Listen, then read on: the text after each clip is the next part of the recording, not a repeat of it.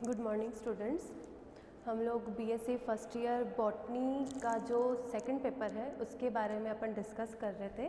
Previous lectures में उसके बारे में जैसे 2 से 3 लेक्चर अपने कंप्लीट हो चुके हैं और उसमें हम लोगों ने फंजाई का जो जनरल इंट्रोडक्शन है उसके बारे में बात किया था। ठीक है, आज हम लोग वहाँ से कंटिन्यू करेंगे।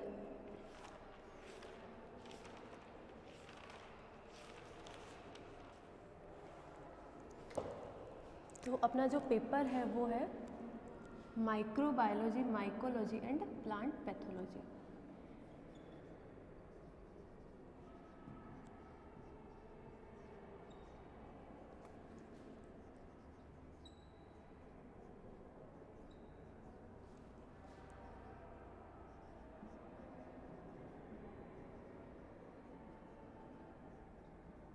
एंड प्लांट पैथोलॉजी, ये पेपर के बारे में अपन बात कर रहे थे। तो जो अपने लास्ट क्लास में अपन लोग सेप्टा के बारे में बात किया था कि सेप्टा के टाइप कौन कौन से, तो वहीं से स्टार्ट करते हैं सेप्टा के टाइप।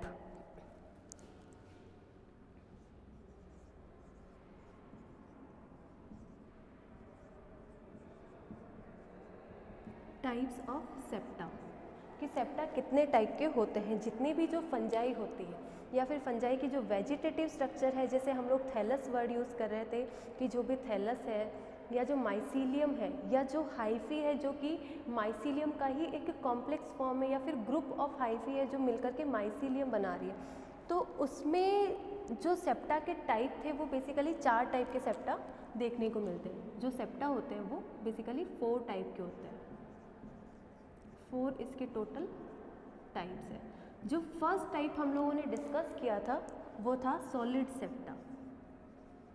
फर्स्ट हम लोगों ने डिस्कस किया था सॉलिड सेप्टा के बारे में। ठीक है, कि सॉलिड सेप्टा क्या होता है। उसके बाद में सेकंड हम लोगों ने देखा था, और सॉलिड सेप्टा बेसिकली होते क्या है कि ये जो सेप्टा होते हैं इनमें जैसे 2 हाइफल स्ट्रक्चर है। हाइफी का एक लोअर पोर्शन है और एक हायर पोर्शन है, और उसको बीच में से सेप्टा के थ्रू हम लोगों ने डिवाइड कर दिया। ठीक है, यानी कि ये जो सॉलिड सेप्टा होता है ये क्या करता है, जो भी थैलस है या जो माइसीलियम है, माइसीलियम के ऊपर माइसीलियम की जो वेजिटेटिव स्ट्रक्चर और जो रिप्रोडक्टिव स्ट्रक्चर यानी कि उसकी जो कायिक संरचना और जो जनन संरचनाएं हैं उनको ये एक दूसरे से सेपरेट रखने का काम करते हैं। ठीक है, तो ये इसका मेजर फंक्शन क्या होता है कि जो वेजिटेटिव स्ट्रक्चर है उसको रिप्रोडक्टिव स्ट्रक्चर से सेपरेट करके रखता है। ठीक है, ये हो गया था। उसके बाद में सेकंड जो अपन ने सेप्टा डिस्कस किया था वो था परफोरेटेड सेप्टा, और जो ये हो गया अपना सेकंड परफोरेटेड सेप्टा, जिसे हम लोगों ने बोला था छिद्रित। ठीक है, परफोरेटेड यानी कि ये सेप्टा पोर, इसमें पोर्स प्रेजेंट होते हैं, पोर्स प्रेजेंट होते हैं। अब पोर प्रेजेंट है विच मीन्स क्या होएगा, जैसे ये सेप्टा का अपन लोग स्ट्रक्चर बनाते हैं, ये हो गया।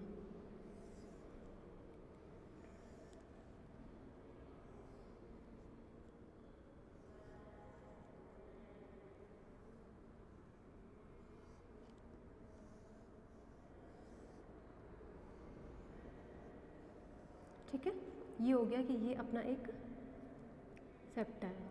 तो अब सॉलिड सेप्टा में तो क्या होगा कि यहाँ पे जो भी मटेरियल प्रेजेंट है या फिर यहाँ पे जो भी मटेरियल प्रेजेंट है वो यहाँ से यहाँ और यहाँ से यहाँ, मतलब इस सेप्टा को वो क्रॉस करके एक दूसरे में फ्यूज़ नहीं हो पाएंगे। यानी कि इसमें क्या होएगा, जो भी लिक्विड का ट्रांसपोर्ट है वो ट्रांसपोर्ट कम्प्लीटली एब्सेंट होता है। ठीक है, यानी कि जो भी लिक्विड या फिर जो भी साइटोप्लाज्म या प्रोटोप्लाज्म यहाँ पे प्रेजेंट है वो एक सेल का प्रोटोप्लाज्म दूसरे सेल के प्रोटोप्लाज्म से फ्यूज़ नहीं कर पाता है। ठीक है, ये तो था अपना सॉलिड सेप्टा।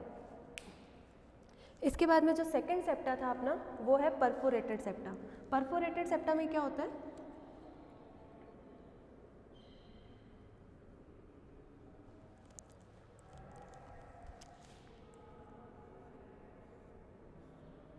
जैसे ये, तो इसमें क्या होता है कि इसमें जो सेप्टा है उसके बीच में छोटे छोटे से पोर्स पाए जाते हैं। अब ये पोर प्रेजेंट है। ठीक है, जैसे ये हो गया अपना पोर, और ये है कंप्लीट जो स्ट्रक्चर है, ये है अपना सेप्टा, ठीक है, यानी कि पार्टीशन।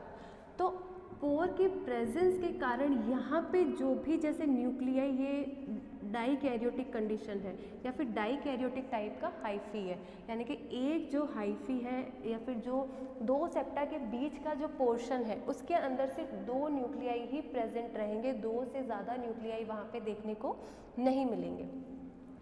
तो यहाँ पे जो भी न्यूक्लियाई है या फिर जो भी साइटोप्लाज्म है वो क्या करेगा, वो यहाँ से यहाँ ट्रांसपोर्ट कर सकता है या फिर वो यहाँ से यहाँ ट्रांसपोर्ट कर सकता है थ्रू दिस पोर, ठीक है। इस पोर के थ्रू वो एक दूसरे में इंटरफ्यूज हो सकते हैं। तो ये टाइप का जो सेप्टा होता है इसे हम लोग बोलते हैं परफोरेटेड टाइप ऑफ सेप्टा। अब आता है अपना थर्ड टाइप का सेप्टा, जो तीसरे टाइप का सेप्टा है वो।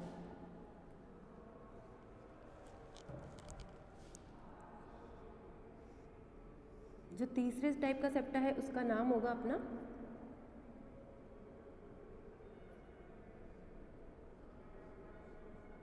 ये तो हो गया था अपना परफोरेटेड। अब जो थर्ड टाइप है सेप्टा का वो है अपना bordered pit type of septa.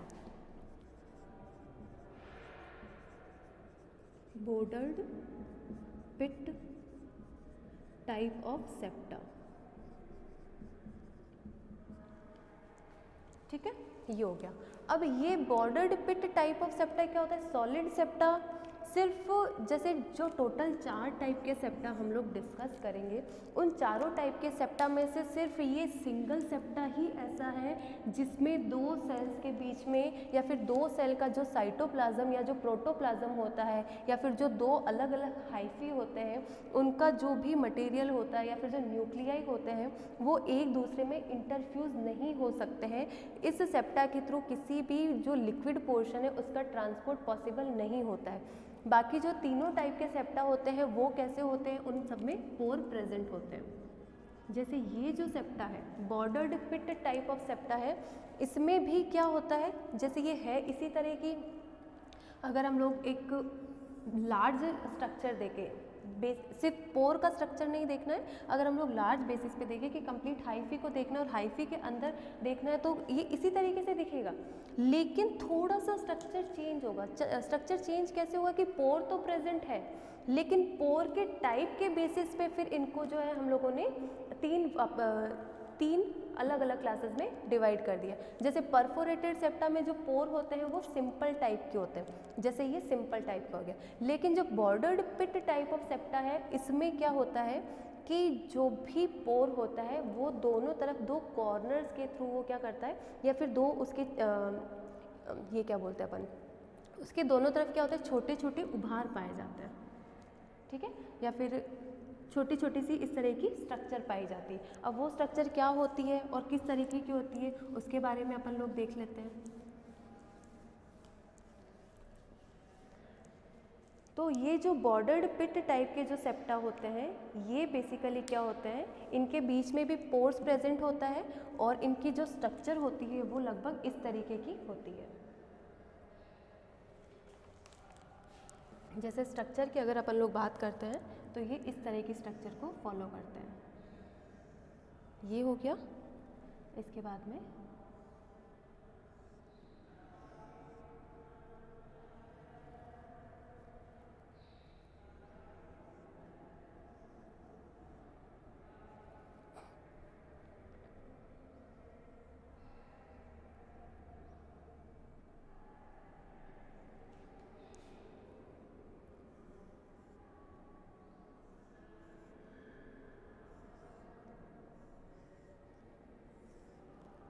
आप लोग बुक में से एक बार डायग्राम को वापस से देख लेना, मैं रफ डायग्राम बना रही हूँ।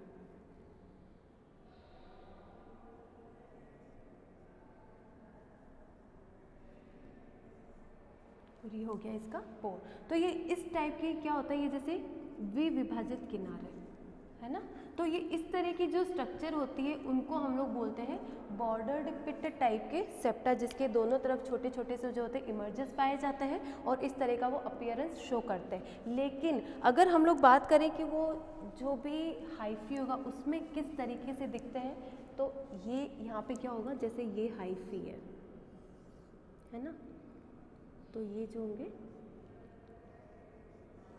ये इस तरीके से जो है हाइफी एक दूसरे से कनेक्ट करके रखेंगे। तो ये हो गया इसका बॉर्डर्ड पिट सेप्टा।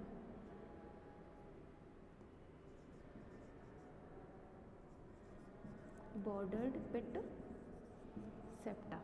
जैसे अगर पर्टिकुलर पोर का स्ट्रक्चर देखा था तो अपन ने जो पहले वाला डायग्राम बनाया वो हो जाएगा, लेकिन अगर हमको सिर्फ समझने के लिए देखना है कि ये किस तरीके से हाइफी, अगर हाइफी के साथ में देखना है या फिर इसका जो लार्ज माइसीलियम में किस तरीके से दिखेंगे, तो ये जो हाइफी होते हैं वो इस तरीके का स्ट्रक्चर या फिर इस तरीके से पोर का फॉर्मेशन जो है वो दिखता है। ठीक है, ये हो जाएगा। इसके बाद में अपना जो फोर्थ टाइप का सेप्टा होता है या फिर ये जो बॉर्डर्ड पिट टाइप का जो सेप्टा होता है, ये बेसिकली पाया जाता है अपने ट्राइकोमाइसीज में।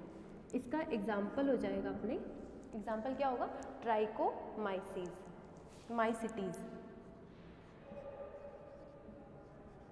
ट्राइकोमाइसिटीज। ये ट्राइकोमाइसिटीज क्या है?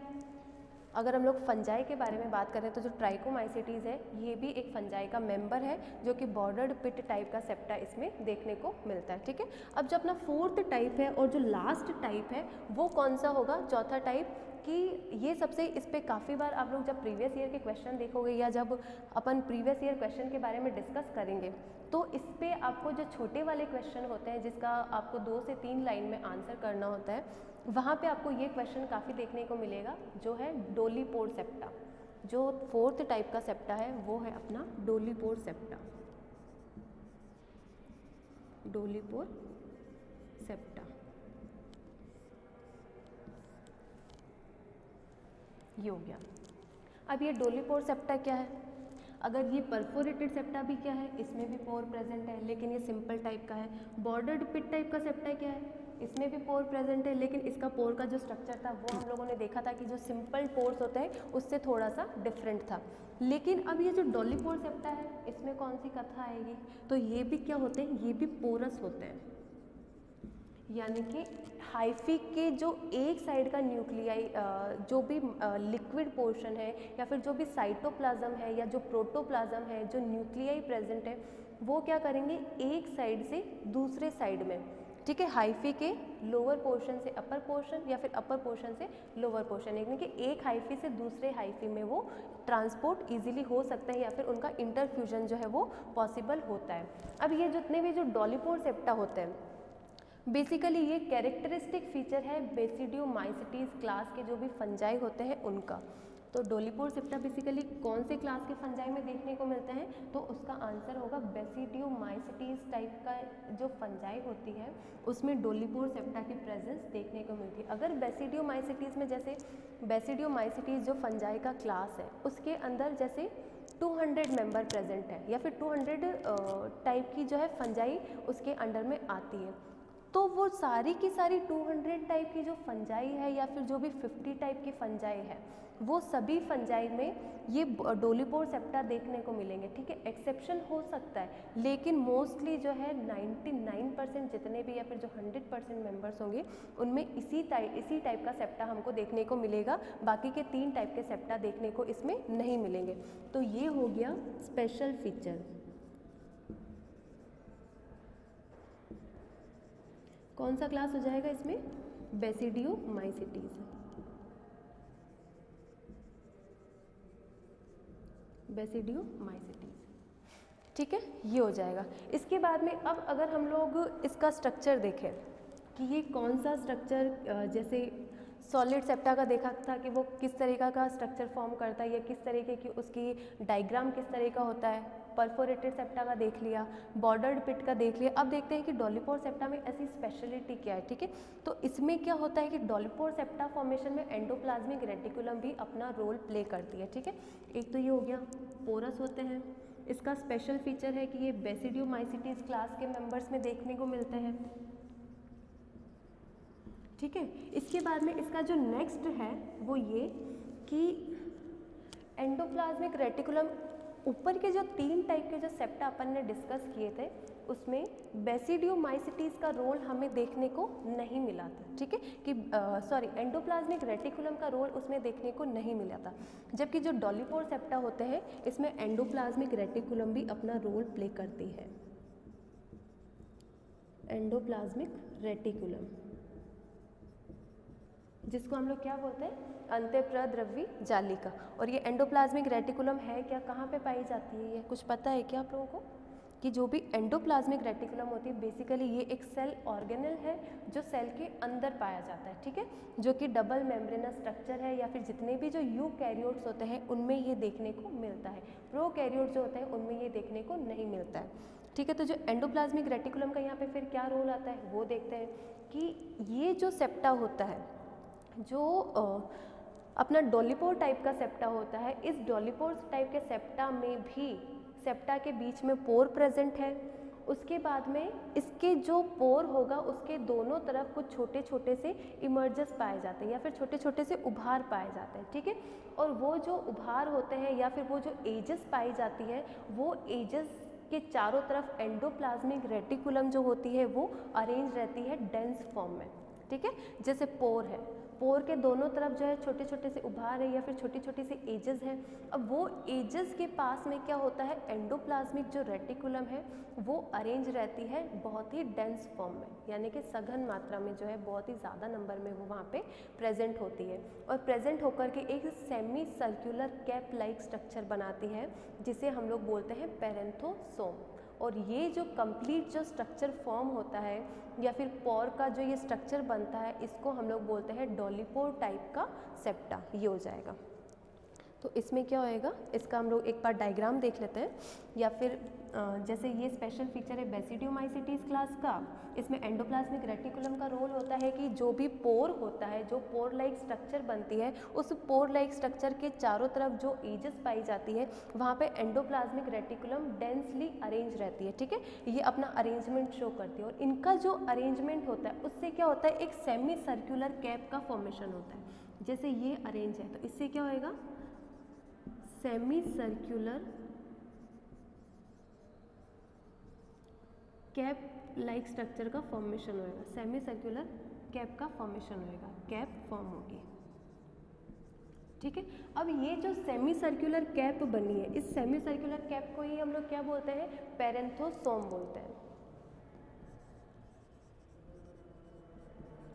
पेरेंथोसोम। ये हो गया कि जो भी सेमी सर्कुलर कैप है इसको हम लोगों ने पेरेंथोसोम बोला है। और इस टाइप की जो स्ट्रक्चर होती है या फिर ये डेवलपमेंट के थ्रू या फिर ये प्रोसेस के थ्रू जो सेप्टा का फॉर्मेशन होता है उसे हम लोग बोलते हैं डोलिपोर सेप्टा, ठीक है। अब इसका अपन लोग डायग्राम देख लेते हैं कि किस तरीके का इसकी अपीयरेंस होती है।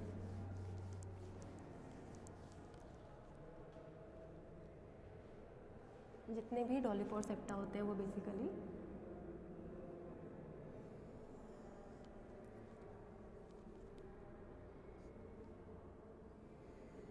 ये हो गया, ठीक है। इसकी दोनों साइड की पहले मार्जिन्स बना लेंगे।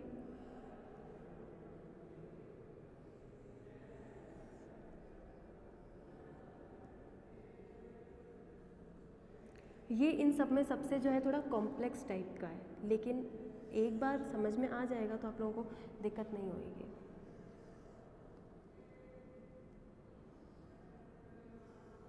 ये जो है इस तरह का जो है ये स्ट्रक्चर को फॉर्म करता है। इसके बाद में जैसे ये बीच में पोर प्रेजेंट हो गया, अब ये पोर के साथ में क्या होएगा, एक यहाँ पे जो है छोटे छोटे से एजेस पाए जाते हैं, ठीक है। इस तरह की यहाँ पे जो है एजेस पाई जाती है और इसके बाद में यहाँ पर क्या होएगा, एक सेमी सर्कुलर जैसे ये एजेस हो गई, ठीक है। ये हो गई, जो उभार बोले थे कि छोटे छोटे से जो है यहाँ पे उभार देखने को मिलते हैं वो हो गए। और उसके बाद में क्या होता है, यहाँ पे इसके चारों तरफ ये जो है एंडोप्लाज्मिक रेटिकुलम जो होती है वो डेंसली अरेंज होती है, जैसे ये हो गया, ये हो गया, ठीक है। तो ये क्या हो गई, ये तो हो गए इसके उभार या फिर जो भी इस पे एजेस पाई जाती थी वो हो गई। उसके बाद में ये क्या हो गया, यहाँ पे एंडोप्लाज्मिक रेटिकुलम है, ये क्या है यहाँ पे एंडोप्लाज्मिक रेटिकुलम, एंडोप्लाज्मिक रेटिकुलम, ठीक है। अब ये एंडोप्लाज्मिक रेटिकुलम यहाँ पे अरेंज है और अरेंज होकर के ये क्या बना रही है, एक सेमी सर्कुलर स्ट्रक्चर बना रही है।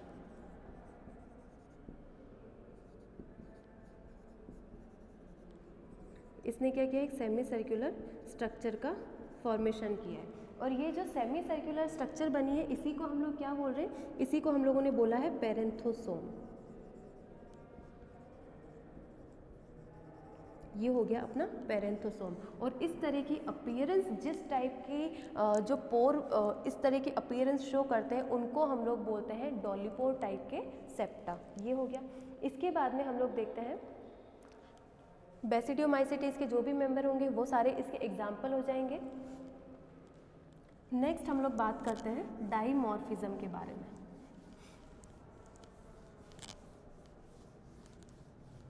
डाइमॉर्फिज्म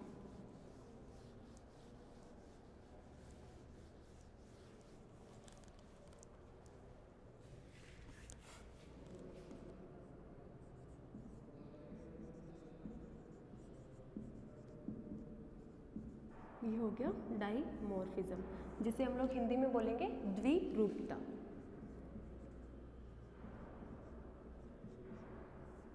अब ये डाइमॉर्फिज्म क्या होता है या फिर द्विरूपता क्या होता है?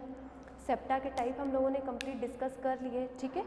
इसके आगे हम लोग देखेंगे कि डाइमॉर्फिज्म या द्विरूपता मतलब क्या होती है, किस टाइप की फंजाई में पाई जाती है, या फिर ये किस टाइप के इसके जो भी फंजाई में डाइमॉर्फिज्म जो कैरेक्टर है वो पाया जाता है, वो किस तरह के उसके कैरेक्टरिस्टिक फीचर होते हैं या वो कौन कौन से कैरेक्टर्स को वो शेयर करते हैं, ठीक है।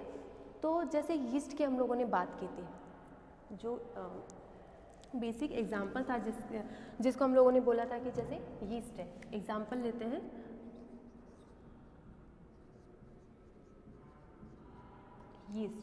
यीस्ट के बारे में हम लोगों ने प्रीवियस क्लास में देखा था कि यीस्ट क्या होते हैं, इनमें किस टाइप का माइसीलियम पाया जाता है, ये चीज़ भी अपन लोगों ने देखी थी।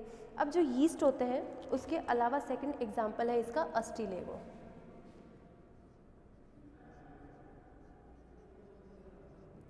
अस्टिलेगो ये भी एक फंजाई का एग्जाम्पल है जिसमें डाइमॉर्फिज्म देखने को मिलती है। उसके बाद में जो थर्ड एग्जाम्पल अपन देखते हैं वो ये है टेफ्रीना, ये भी फंजाई का ही एक टाइप है।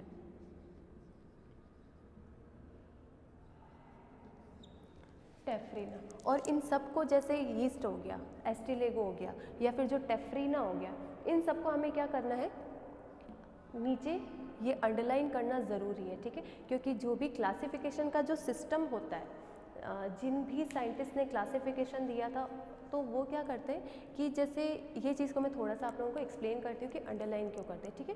कि जो भी क्लासिफिकेशन सिस्टम होता है तो उसमें क्या होता है कि जितना भी जो डिटेल किसी प्लांट के बारे में लिखी जाती है या फिर किसी भी ऑर्गेनिज्म के बारे में लिखी जाती है तो उसमें क्या करते हैं कि जैसे कोई ऑर्गेनिज्म है जिसका हम लोगों ने बॉटनिकल क्लासिफिकेशन दिया है, तो क्लासिफिकेशन में क्या करते हैं, जो भी बॉटनिकल नेम होता है या फिर जो स्पीशीज़ का नेम होता है उसको क्या करते हैं, इटैलिक्स में लिखते हैं। इटैलिक लैंग्वेज सबको पता होगी, जब भी हम लोग लैपटॉप, कंप्यूटर, ये सारी चीज़ें तो हम लोग यूज़ करते हैं, तो उसमें हम लोग क्या करते हैं, जब भी ये डिस्क्रिप्शन हमको जो है इटैलिक में लिखते हैं लैपटॉप या कंप्यूटर में, ठीक है। तो वो तो क्या हो गई कि एक टेक्निक की बात हो गई कि भाई हाँ, कंप्यूटर में ऐसी टेक्नोलॉजी है कि हम लोग चीज़ों को इटैलिक में कन्वर्ट कर सकते हैं, लेकिन हाथ से लिखते तो हम लोग इटैलिक लैंग्वेज नहीं लिख सकते, इसीलिए जो है ये अंडरलाइन करना ज़रूरी होता है। ऐसा नहीं है कि भाई हाँ सिर्फ इनको मैंने ज़बरदस्ती ही अंडरलाइन कर दिया, आप लोग जब भी नोट्स बनाओगे ये टॉपिक्स के तो आपको भी जो है इनको अंडरलाइन करना नेसेसरी है, ठीक है। ये हो गया। अब बात करते हैं कि जो डाइमॉर्फिज्म है वो एक्चुअल में होता क्या है। ये तो हो गए इसके बेसिक एग्जाम्पल जिनमें डाइमॉर्फिज्म देखने को मिलती है, लेकिन डाइमॉर्फिज्म होती क्या है इसके बारे में बात करते हैं।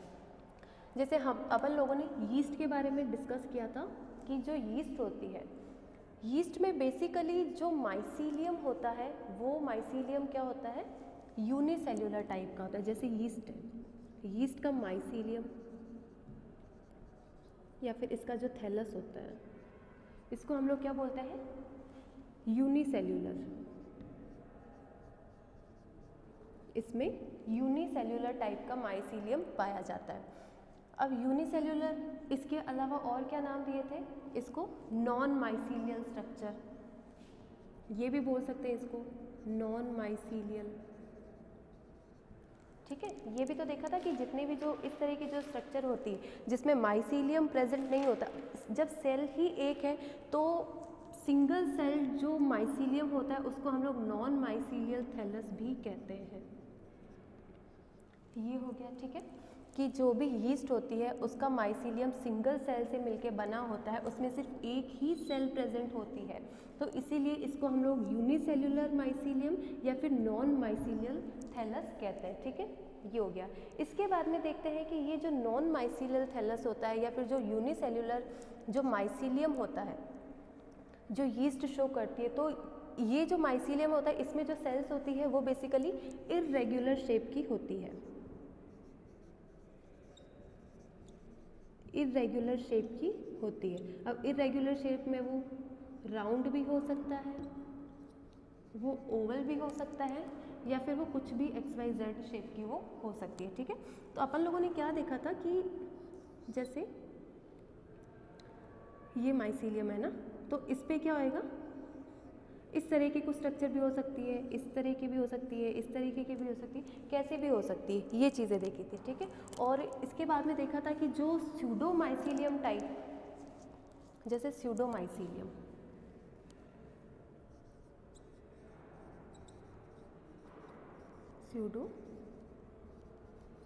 माइसीलियम, ठीक है, तो अपन लोगों ने सूडोमाइसीलियम के बारे में भी देखा था। और ये जो माइसीलियम होता है ये भी किसके थ्रू, कौन से फंजाई में देखने को मिलता है, तो आंसर है अपना यीस्ट, कि यीस्ट में जितने भी जो सेल होती है, जो यीस्ट तो जो है एक यूनिसेल्युलर माइसीलियम वाली फंजाई है, तो ये सूडोमाइसीलियम जो है वो कंडीशन कैसे फुलफिल करती है, तो सूडो का मतलब क्या होता है, फॉल्स या फिर झूठा, ठीक है।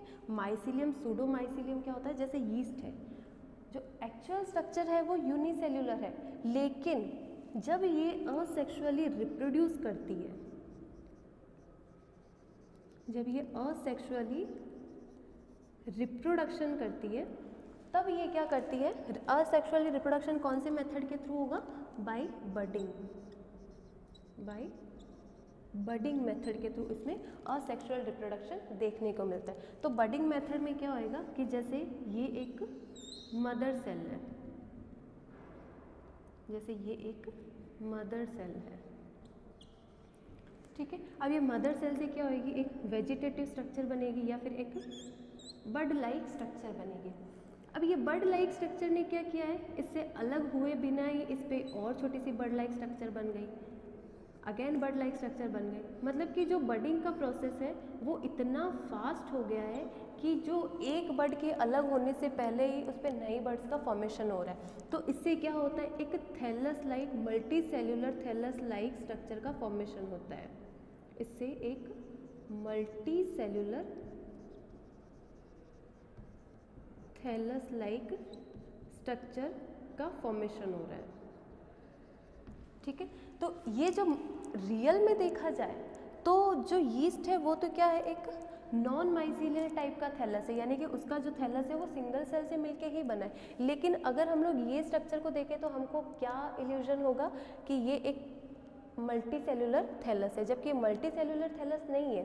ये तो इसका रिप्रोडक्शन प्रोसेस या फिर बडिंग का प्रोसेस फास्ट हो रहा है। इसी वजह से जो एक सेल है जो दूसरी सेल से अलग हुए पहले ही अपने ऊपर नई बर्ड्स का फॉर्मेशन कर रही है। तो इस तरह की जो कंडीशन होती है वो उसे हम बोलते हैं सूडोमाइसीलियम का फॉर्मेशन। ये हो गया। इसके बाद में देखते हैं कि ये सारे इसके कैरेक्टरिस्टिक फीचर हो गए कि ये जो है यूनिसेल्युलर टाइप का थैलस भी शो करती है। ऐसा इल्यूजन होता है कि ये सूडोमाइसीलियम टाइप का थैलस भी शो करती है। अब जो थर्ड इसका कैरेक्टरिस्टिक फीचर है यीस्ट का वो ये है कि जो भी यीस्ट होती है वो डाइमॉर्फिज्म भी शो करती है। अब डाइमॉर्फिज्म कैसे शो कर रही है कि जैसे अगर हमने फंजाई को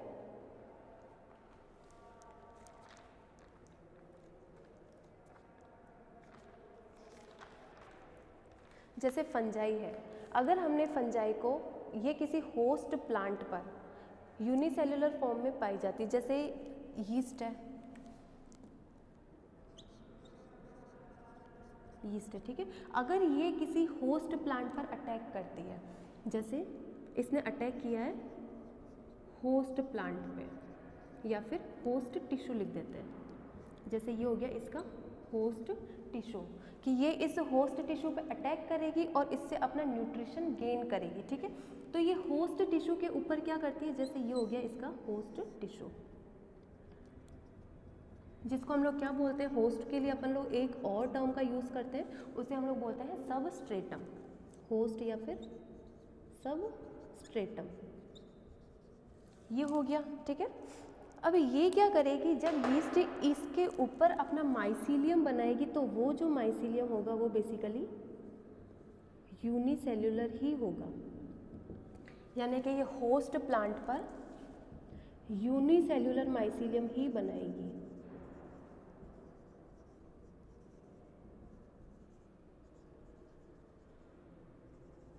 यूनिसेल्यूलर माइसीलियम का ही फॉर्मेशन करेगी, जो इसका रियल नेचर है, यानी कि ये होस्ट पे अपना रियल नेचर ही शो करेगी। लेकिन जब हमने इस यीस्ट को, सेम ही यीस्ट है, जब हमने इस यीस्ट को आर्टिफिशियली कल्चर किया है, यानी कि हमको चाहिए कि हम यीस्ट कलेक्ट करके जो है उसको यीस्ट को कलेक्ट करें, ठीक है।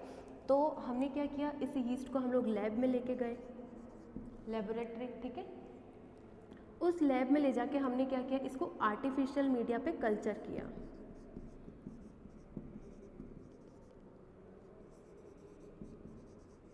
अब ये आर्टिफिशियल कल्चर क्या होता है, पहले वो देखते हैं कि लैब में लेके गए वो चीज़ तो समझ में आ जाएगी कि भाई हाँ, इसको जो है कोई भी जो है रिसर्च लैब में इसको लेके गए, लेकिन ये लैब के अंदर ले जाके इसका ये जो आर्टिफिशियल कल्चर किया, ये आर्टिफिशियल कल्चर क्या है, पहले ये चीज़ देखते हैं, ठीक है, कन्फ्यूजन क्रिएट ना हो, इसीलिए हम लोग पहले देख लेते हैं कि आर्टिफिशियल जो कल्चर है वो किस तरीके से हो रहा है। तो आर्टिफिशियल कल्चर में क्या होता है कि हम लोग, एक तो यीस्ट ने अपना फूड जो है वो खुद से सर्च किया है, ठीक है। यहाँ पर क्या है, इसने अपना फूड खुद सर्च किया है, लेकिन यीस्ट को हम लोग, मतलब यहाँ पे क्या कर रहे हैं, एक तो होता है कि भाई बना बनाया खाना मिलना, और एक होता है खाना खुद बना के फिर खाना।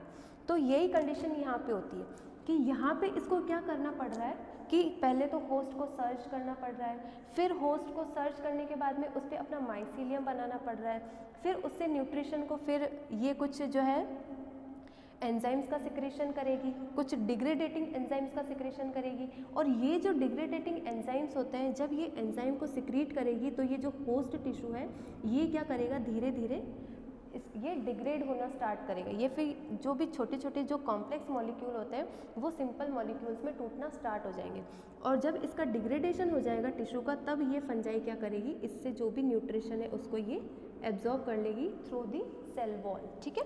ये तो हो गया कि खाना खुद बना के खाना, कि फंजाई ने जो भी होस्ट है उसे खुद ही तो सर्च किया है, खुद ही उस पर अटैक किया है, उस पर माइसीलियम बनाना, उस पर फिर एंजाइम सिक्रीट करना, एंजाइम सिक्रीट करने के बाद में टिश्यू का डिग्रेडेशन होना, और उसके बाद में उनको सेल वॉल से एब्जॉर्ब करना।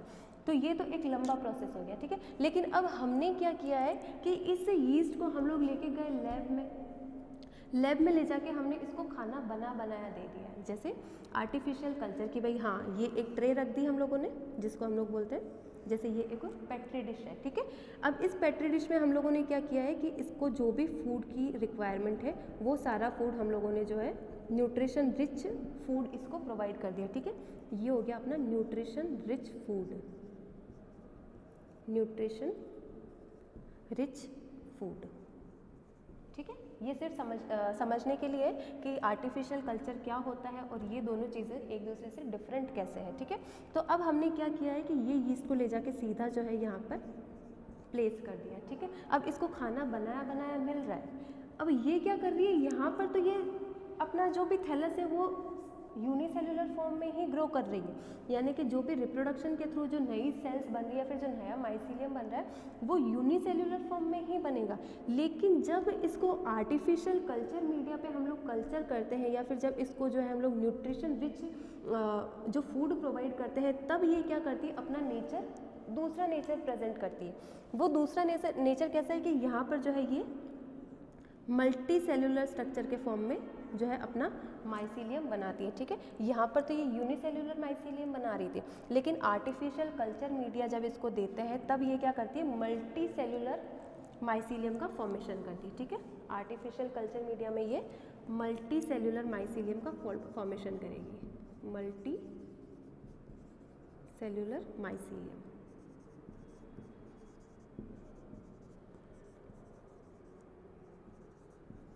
फॉर्मेशन करेगी, ठीक है। जबकि यहाँ पे ये क्या कर रही है, यूनिसेल्यूलर माइसीलियम का फॉर्मेशन कर रही है।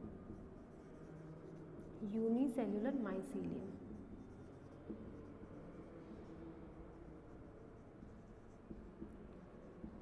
ये हो गया।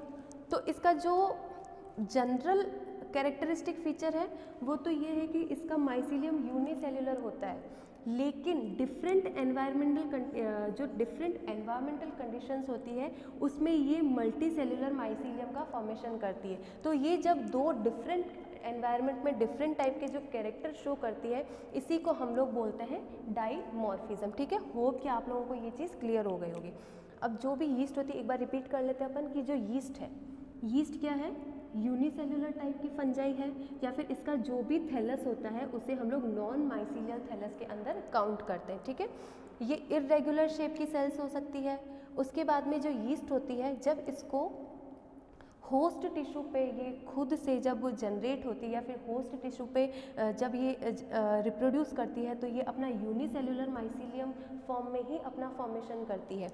लेकिन जब एनवायरमेंटल कंडीशन डिफरेंट हो जाती है, तब ये क्या करती है, मल्टी सेल्यूलर माइसीलियम का फॉर्मेशन करती है। और ये दोनों फॉर्म एक दूसरे से अलग अलग है, यूनिसेल्यूलर और मल्टी सेल्यूलर। जब ये इस दो तरह का बिहेवियर शो करती है, उस बिहेवियर को ही हम लोग बोलते हैं डाइमॉर्फिक बिहेवियर। ठीक है, ये हो गया। अब जो सेकंड एग्जाम्पल है, ये तो हो गया, अपन लोगों ने बात कर ली यीस्ट के बारे में कि यीस्ट जो है वो इस तरह का बिहेवियर शो करती है। जो सेकंड एग्जाम्पल लेते हैं कि सेकंड एग्जाम्पल में अस्टिलेगो और जो टेफ्रिना है वो किस तरह से डाइमॉर्फिक बिहेवियर को शो करते हैं।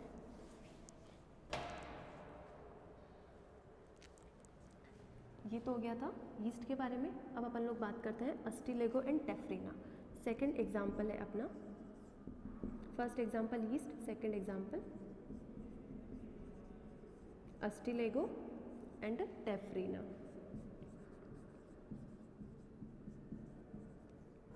Ustilago and टेफ्रिना।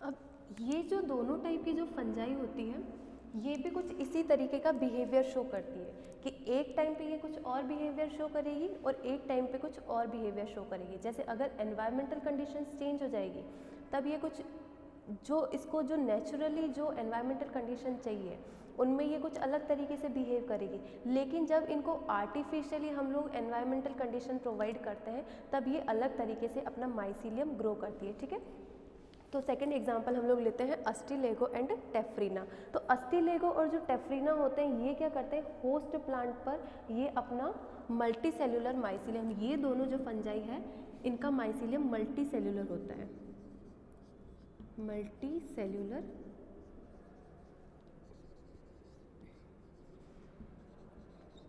ये अपना मल्टी सेल्यूलर टाइप का माइसीलियम जो है बनाती है। ठीक है, मल्टी सेल्यूलर टाइप का माइसीलियम ये किस पे बनाएगी, जैसे ये होस्ट टिश्यू है। ठीक है, ये हो गया अपना होस्ट टिश्यू, जिसे हम लोग बोलेंगे सबस्ट्रेटम या होस्ट। ये होस्ट हो गया। अब इस होस्ट पे अगर मान लो हमने टेफ्रिना को जो है ग्रो कराया है, तो ये टेफ्रिना क्या करेगा,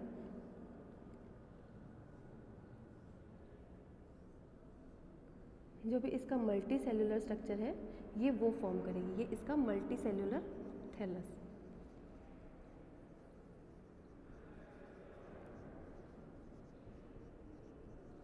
ये हो गया मल्टी सेल्यूलर थैलस। ठीक है, कि इसने जो है मल्टी सेल्यूलर थैलस फॉर्म किया है, जो कि सेप्टेट है और यूनी न्यूक्लिएट, बाई न्यूक्लिएट या मल्टी न्यूक्लिएट कंडीशन को फुलफिल करता है। ठीक है, तो ये तो हो गया इसका कॉमन, ये तो हो गया इसका कॉमन नेचर, कि जब बेसिक एनवायरमेंटल कंडीशंस इसको दी जा रही है तब ये अपना कॉमन बिहेवियर शो करती है। और इसका कॉमन बिहेवियर क्या है कि ये जो भी होस्ट टिश्यू होगा या फिर जो भी सबस्ट्रेटम होगा उसके ऊपर ये अपना मल्टी सेल्यूलर थैलस का फॉर्मेशन करेगी। ठीक है, लेकिन फंजाई की तरह इसको भी नाटक आता है। नाटक क्या आता है कि जब हमने टेफ्रिना को लेके डिफरेंट एनवायरमेंटल कंडीशन दी। अब वो डिफरेंट एनवायरमेंटल कंडीशन हमने प्रोवाइड कहाँ पे की है? लैब में प्रोवाइड की है। लैब में कैसे प्रोवाइड की है? उसको हमने क्या किया? आर्टिफिशियल कल्चर मीडिया पे उसको ग्रो किया है।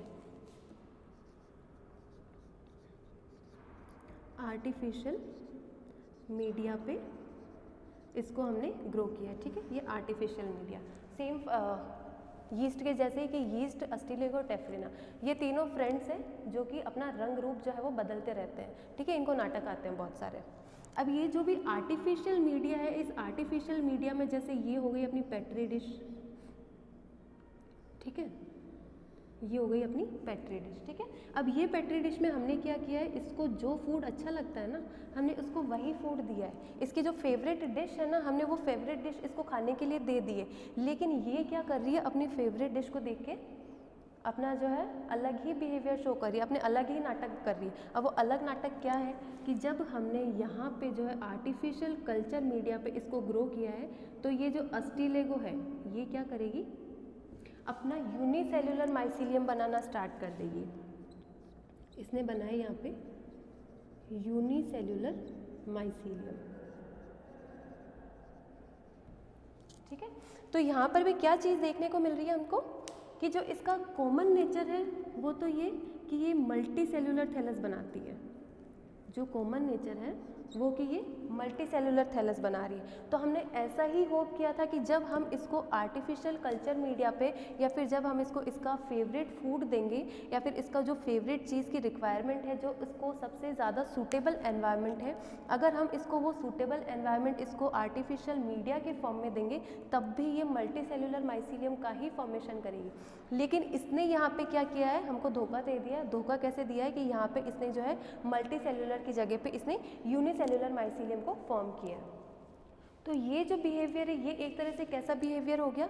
ये बिहेवियर जो है उसी को हम लोग बोल रहे हैं डाइमॉर्फिक बिहेवियर। Dimorphic behaviour. यहाँ पे कुछ और, यहाँ पे कुछ और, ठीक है। अब सेम चीज़ें और कौन फॉलो करता है? यीस्ट का बेसिक नेचर क्या है कि ये यूनिसेल्युलर होता है, लेकिन जब इसको हम लोग लेबोरेटरी में कल्चर करते हैं तब ये मल्टी सेल्युलर माइसीलियम का फॉर्मेशन करेगी, ठीक है। उसके बाद में हम लोगों ने देखा टेफ्रीना के बारे में कि टेफ्रीना जो होता है नॉर्मली ये मल्टी सेल्युलर थैलस का फॉर्मेशन करती है, लेकिन जब इसको लेबोरेटरी मीडिया पे या फिर लेबोरेटरी में कल्चर किया गया तो ये यूनिसेल्युलर माइसीलियम बनाने लग गई। अब सेम नाटक किए अस्टिलेगो ने कि अस्टिलेगो को भी हमने क्या किया कि इसकी जो भी स्टडी हम लोगों ने की थी तो उससे हमें पता चल रहा था कि ये एक मल्टी सेल्युलर माइसीलियम का फॉर्मेशन कर रही है। और ये जो मल्टी सेल्युलर माइसीलियम का फॉर्मेशन कहाँ पे कर रही है? अपनी, ये इसका कॉमन नेचर है कि मल्टी सेल्युलर माइसीलियम बनाएगी। और कहाँ पे बनाएगी? जब ये अपना खुद से फूड सर्च करेगी। जैसे ये होस्ट है जो इसने खुद से सर्च किया वहाँ पे जाएगी और वहाँ पे ये मल्टी सेल्युलर माइसीलियम बनाएगी। लेकिन जब इसको लेबोरेटरी में कल्चर किया तो ये भी क्या कर रही है? यूनिसेल्युलर माइसीलियम का फॉर्मेशन कर रही है।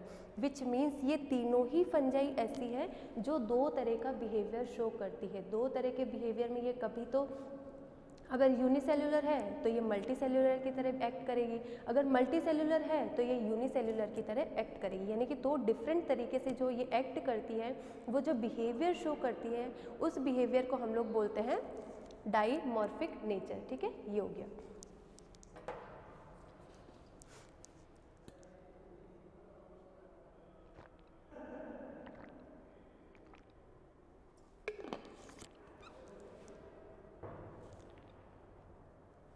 इससे नेक्स्ट हम लोग पढ़ेंगे, ये यहाँ पे हम लोगों ने कंप्लीट कर लिया है सेप्टा के टाइप्स के बारे में पढ़ लिया है और जो भी फंजाई का डाइमॉर्फिक नेचर है उसके बारे में हम लोगों ने डिस्कस कर लिया।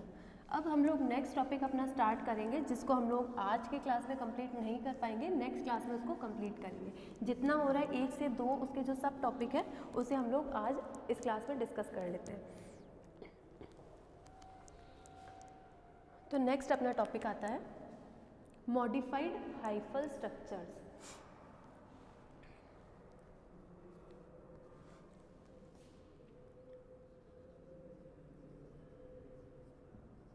मॉडिफाइड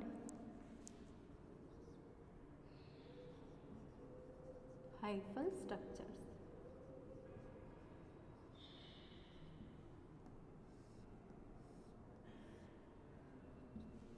ये है, ठीक है। अब ये मॉडिफाइड हाइफल स्ट्रक्चर्स क्या होती है, पहले इसके बारे में देख लेते हैं कि ये है क्या।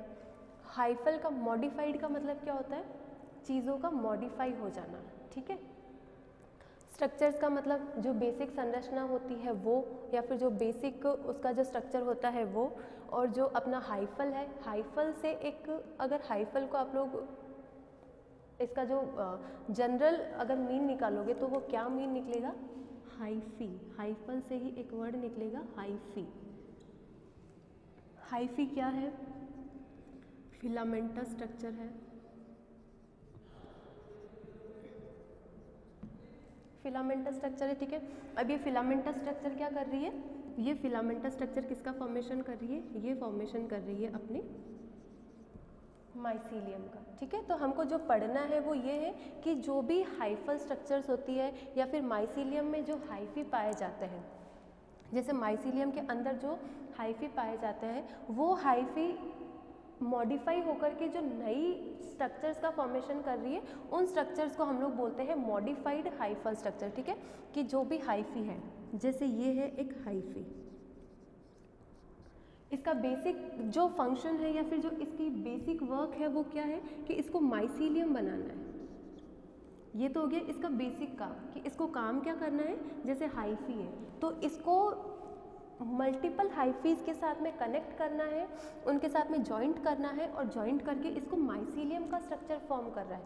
लेकिन यहाँ पे हाइफी ने क्या किया है, माइसीलियम का स्ट्रक्चर फॉर्म नहीं किया है, इसने क्या किया है, कुछ अदर स्ट्रक्चर्स का फॉर्मेशन किया है, कुछ अदर स्ट्रक्चर्स का फॉर्मेशन किया है। और ये जो दूसरी टाइप की स्ट्रक्चर होती है इसको हम लोग माइसीलियम नहीं बोलेंगे। इसने जो दूसरी टाइप की स्ट्रक्चर्स का फॉर्मेशन किया है उसको हम लोग माइसीलियम नहीं बोलेंगे, उन मॉडिफाइड स्ट्रक्चर को हम लोग बोलते हैं मॉडिफाइड हाइफल स्ट्रक्चर्स, ठीक है। ये हो जाता है। अब जो इसमें जो फर्स्ट टाइप की हाइफल स्ट्रक्चर होती है वो ये है राइजोइड। जो फर्स्ट टाइप की हाइफल स्ट्रक्चर है उसे हम लोग बोलते हैं राइजोइड या मूलाभास। ये हो गया।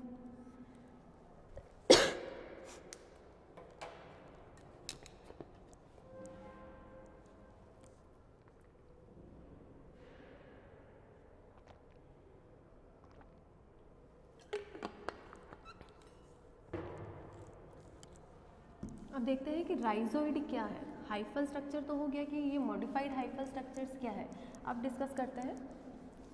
जो फर्स्ट टाइप है हाइफल मॉडिफाइड हाइफल स्ट्रक्चर का, तो वो अपना फर्स्ट एग्जाम्पल होगा इसका राइजोइड।